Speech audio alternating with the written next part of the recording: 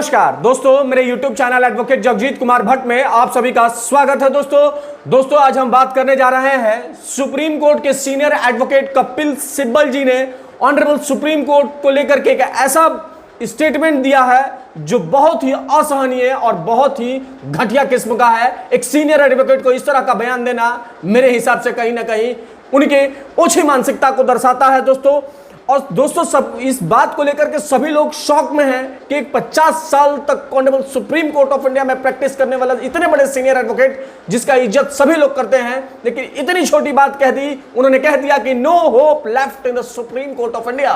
दोस्तों मैं पर्सनली आपको बता रहा हूं, मैं खुद भी एक एडवोकेट होकर के मुझे इस बात का बड़ा ही क्षोभ है।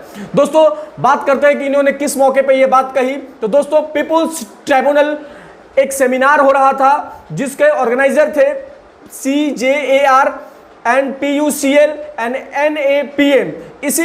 इसी को लेकर के बात हो रही थी और बात होनी थी दोस्तों गुजरात दंगा को लेकर के, गुजरात रॉयट्स को लेकर के जो 2002 में हुए थे, और दूसरा दोस्तों छत्तीसगढ़ मास्कर ऑफ आदिवासी 2009, यानी कि छत्तीसगढ़ में जो 2009 में आदिवासियों पर जिस तरीके से हत्याएं की गई उसको लेकर के इस सेमिनार में बात होनी थी। और यहीं पे जो जब खड़े हुए सिब्बल साहब तो उन्होंने क्या कहा वो मैं आपको पढ़ के सुना रहा हूं दोस्तों, जरा ध्यान से आप लोग सुनेंगे। दोस्तों उन्होंने कहा कि he started that address by stating that after practicing of 50 years in the Supreme Court of India he had no hope left in the institution. यानी कि इन्होंने कहा कि 50 साल में सुप्रीम कोर्ट से मैं प्रैक्टिस कर रहा हूं, लेकिन इतने दिन प्रैक्टिस करने के बाद मेरा इस इंस्टीट्यूशन पे से यानी कि सुप्रीम कोर्ट के ऊपर से विश्वास उठ गया है। अब मुझे इस इंस्टीट्यूशन पे विश्वास नहीं रहा। सवाल बड़े हैं दोस्तों कि आखिर इस इंस्टीट्यूशन पे अगर विश्वास नहीं है सिब्बल साहब को तो वो उन्हें किस इंस्टीट्यूशन पे विश्वास है, उन्हें इसको क्लियर करना चाहिए था। खैर अभी आगे उन्होंने क्या कहा हम उसकी बातें कर लेते हैं दोस्तों। इसके बाद वो आगे ही नहीं रुके दोस्तों, आगे इन्होंने कहा कि he stated that even if a landmark judgment is passed, it hardly ever changed the ground reality। इन्होंने कहा कि इतने बड़े जजमेंट देने के बाद भी जमीनी स्तर पर कुछ भी बातें जो हैं फॉलो नहीं की जा रही हैं सुप्रीम कोर्ट की जजमेंट्स को। एंड इन जजमेंट ये भी जो भी कोर्ट की तरफ से जजमेंट दी जा रही हैं ये केवल और केवल कोर्ट तक ही सीमित रह जा रही हैं जजमेंट। अब दोस्तों इनकी ये प्रॉब्लम क्यों है, इनकी ये समस्या क्यों है, इन्होंने इतनी बड़ी बात क्यों की, सारे पे सिलसिलेवार तरीके से हम लोग चर्चा कर लेते हैं। दोस्तों बात जाकिया जाफरी केस, जैसा कि आप सभी जानते होंगे, और दूसरा केस था दोस्तों PMLA case Vijay Madan Lal Chaudhary versus Union of India. आप दोस्तों जानते होंगे कि ये जो PMLA केस को सुप्रीम कोर्ट ने जिस तरीके से अनलिमिटेड पावर अपहेल्ड कर दिया है एनफोर्समेंट डायरेक्टरेट को, जो प्रवर्तन निदेशालय है उसको लेकर के उन्होंने सुप्रीम कोर्ट ने एक बड़ा जजमेंट दिया है जिसमें सुप्रीम कोर्ट ने कहा है कि इन्फोर्समेंट डायरेक्ट को छापा मारने का अधिकार है, वो कहीं भी किसी भी समय किसी भी हालात में छापा मार सकती है। एंड इसके साथ सुप्रीम कोर्ट ने यह भी अपहेल्ड किया है इस जजमेंट में कि विदाउट समन विदाउट वारंट वो किसी को किसी समय PMLA के केस में उठा सकती है। उसे बहुत सारे जो है पावर दी गई इस जजमेंट के द्वारा honourable supreme Court of India के द्वारा। इन्हीं बातों को लेकर के दोस्तों इन्होंने सवाल खड़े किए हैं। तो सबसे पहली जजमेंट जो थी है दोस्तों वो जाकिया जाफरी केस है। दोस्तों गुजरात दंगे को लेकर के 500 पन्ने का जजमेंट जो है honourable supreme Court of India ने हाल फिलहाल में अपहेल्ड किया। और जो भी आदरणीय प्रधानमंत्री जो हैं ये उस समय 2002 में गुजरात के मुख्यमंत्री हुआ करते थे, इन पे आरोप लगाया गया कि जो भी दंगे भड़के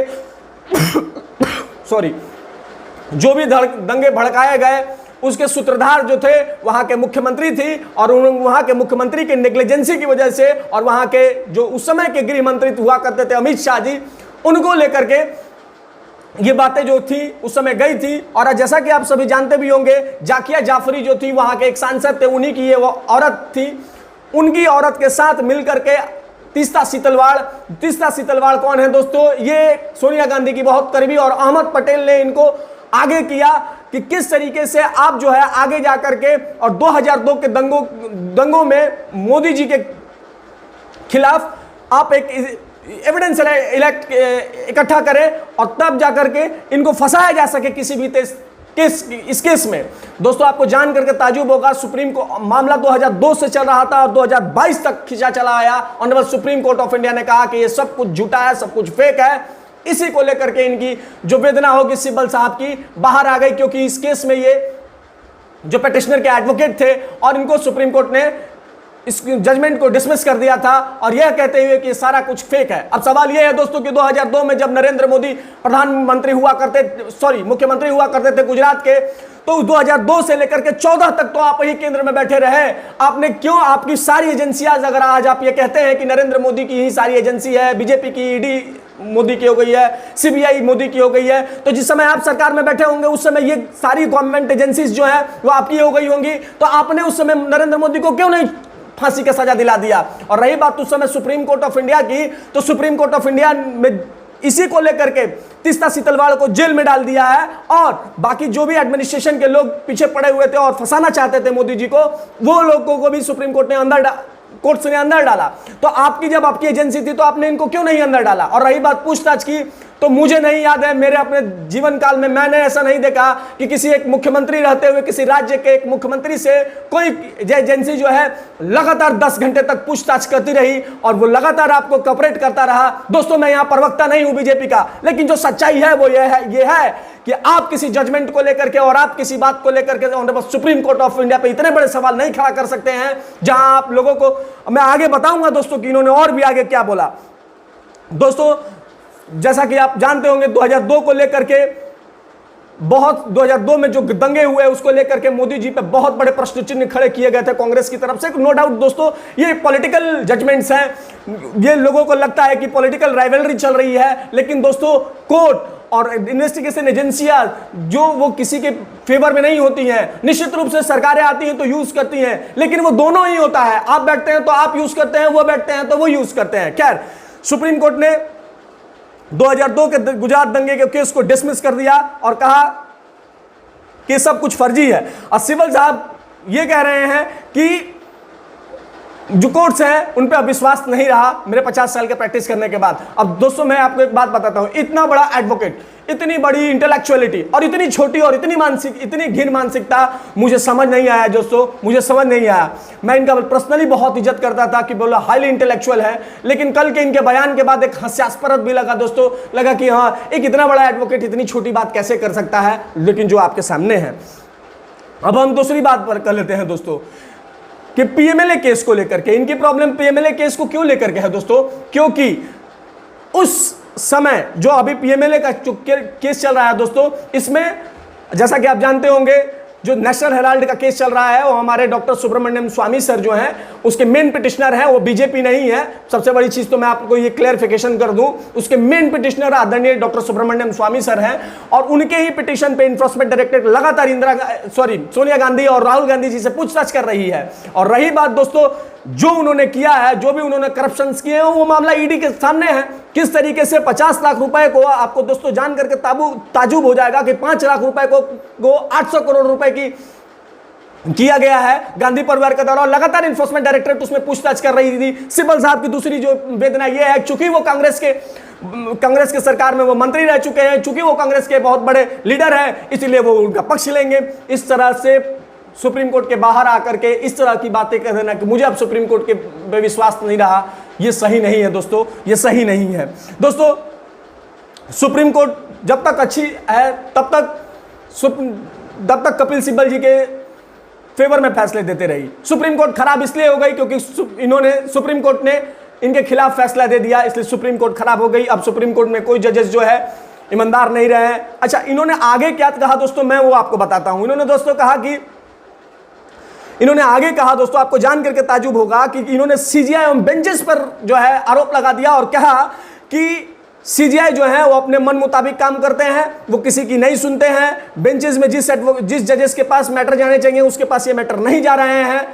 दोस्तों मुझे तो बहुत ही आश्चर्य होता है कि एक सुप्रीम कोर्ट में इतना लॉन्गेस्ट प्रैक्टिस करने वाला व्यक्ति इतनी छोटी बात कैसे कर सकता है कि आपने सीजीआई पर सवाल खड़ा कर दिया कितनी बार सीजीआई ने नरेंद्र मोदी को और उनकी सरकार को औकात याद दिला दी, अभी हाल फिलहाल के कितने मामले हैं, लेकिन आपको वो एक बात याद नहीं रहा। लेकिन आपने इतना बड़ा आरोप ऑनरेबल जजेस पे लगा दिया, जिसका मुझे कहते हुए शर्म आ रही है कि आप एक इतने बड़े एडवोकेट होकर के और इतना बड़ा आरोप जजेस और बेंचेस पे लगा दिया कि बेंच कॉम्प्रोमाइज हो रही है। अब बताइए ना, इतना बड़ा आरोप मेरे समझ से परे है, और इतना सीनियर एडवोकेट इतनी छोटी बात कर सकता है, यकीन नहीं होता है दोस्तों।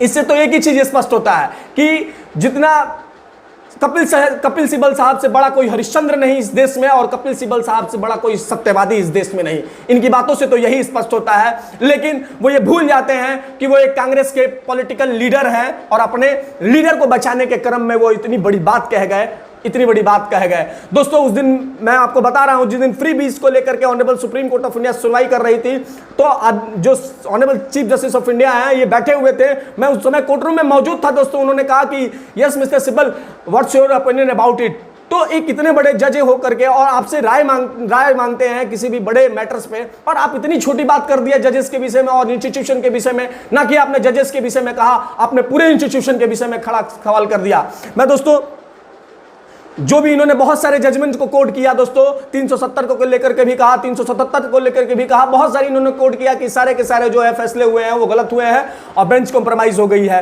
खैर, इनको अब इन्होंने जो बातें रखी हैं, इस पे तो जो होना होगा वो होगा ही। लेकिन सबसे बड़ी बात दोस्तों, मैं आप सभी को ये कहना चाहता हूं कि इनकी बातों से हास्यास्पद लगता है। और सबसे बड़ी बात दोस्तों, जो भी सुप्रीम कोर्ट ने इसमें ऑर्डर दिए हैं, जो भी जजमेंट्स दिए हैं दोस्तों, उसमें एक रीजनिंग दी होगी, उसमें एक बड़ा ऑर्डर दिया होगा, उसमें एक बड़ा फैक्ट होगा, उसमें एक बड़ा सबसे बड़ा उसमें लॉ प्रेस्क्राइब किया होगा। लेकिन इन सारे को देखते हुए सुप्रीम कोर्ट ने जजमेंट दिया होगा। और क्या कपिल सिब्बल साहब ये भूल गए कि इन सारी लॉजिकल्स, इन सारे रीजनिंग्स, इन सारे कोई महत्व नहीं है उनके लिए?